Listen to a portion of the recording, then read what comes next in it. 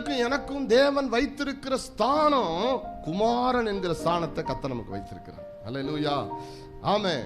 ஆனால் இந்த குமாரன் என்கிற ஸ்தானத்திலிருந்து நம்மை இந்த உலகம் பிரிக்குது, பாவம் பிரிக்குது, இல்ல உலகத்தினுடைய ஆசை இச்சைகள் பிரிக்குது, சுய விருப்பம், சுய சித்தம் இதெல்லாம் பிரிச்சு தேவன் தந்து நம்மளை டிபார்ட் பண்ணி விலகி போகும்படி செய்து அவருடைய முக தரிசனத்தை விட்டு, அவருடைய நிழலை விட்டு, அவருடைய பிரசன்னத்தை விட்டு தூரமாய் நம்மை கொண்டு போய் வைத்து நம்மை பலவீனப்படுத்தி நம்முடைய பலனை எல்லாம் உறிந்து நமக்கு நம்முடைய தகப்பன் தந்திருக்கிற எல்லா ஆவிக்குரிய ஐஸ்வர்யங்களை, விசுவாசம், நம்பிக்கை, அன்பு, பலன், மேன்மை, நித்திய ஜீவன் சொல்லிக்கொண்டே போகலாம். எல்லா ஐஸ்வர்யங்களையும் இந்த பூமியில தேவன் தந்திருக்கிற சமாதானம், சந்தோஷம், நிச்சயமான வாழ்க்கை, நிச்சயமான எதிர்காலத்தை குறித்ததான திட்டம் எல்லாவற்றையும் ஒளிந்து போக பண்ணி வெறுமையாக்கி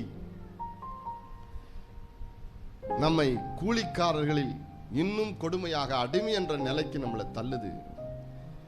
இப்ப கர்த்தர் நம்மளை பார்த்து கூப்பிடுறாரு, வா, உன்னை நான் அடிமையாகவோ கூலிக்காரர்கள் ஒருவனாகவோ வைத்துக் கொள்ள விரும்பல, என் பக்கத்துல வா, என்னிடத்துல நெருங்கி வா, உன்னை குமாரனாக வைத்து பார்க்கிறேன். கரங்களை வைத்து அல்லேலூயா சொல்லுங்க.